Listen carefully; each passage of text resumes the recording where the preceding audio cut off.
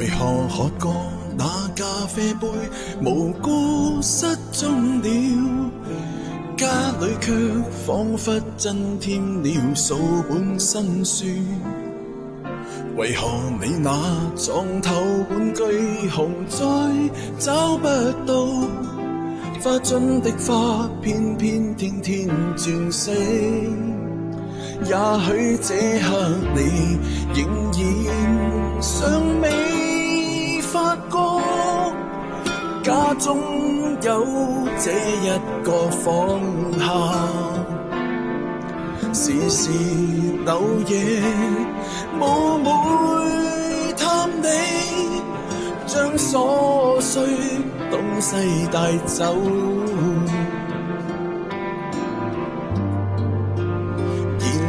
又放低，在你的唱機放低唱片時光，算是暗中一起分享個首歌。從你的套房帶走被單是我，你睡過的至少我都睡過。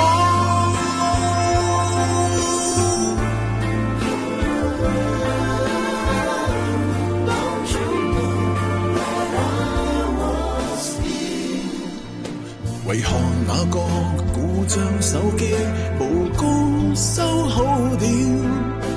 梳妝台怎麼這麼快沒有香水？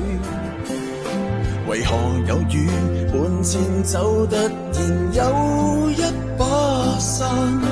相簿的相偏偏天天變少。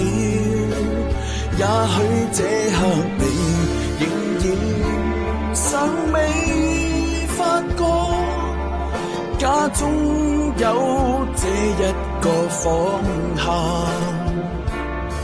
時時漏夜冒昧探你，將瑣碎東西帶走，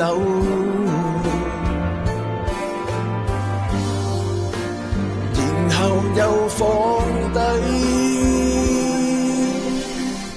在你的唱機放低唱片是我，算是暗中一起分享個首歌。從你的套房帶走被單是我，你睡過的至少我都，從你工作間帶走廢紙是我，照着你的筆跡寫封信給我。在你抽屜中放低戒指是我，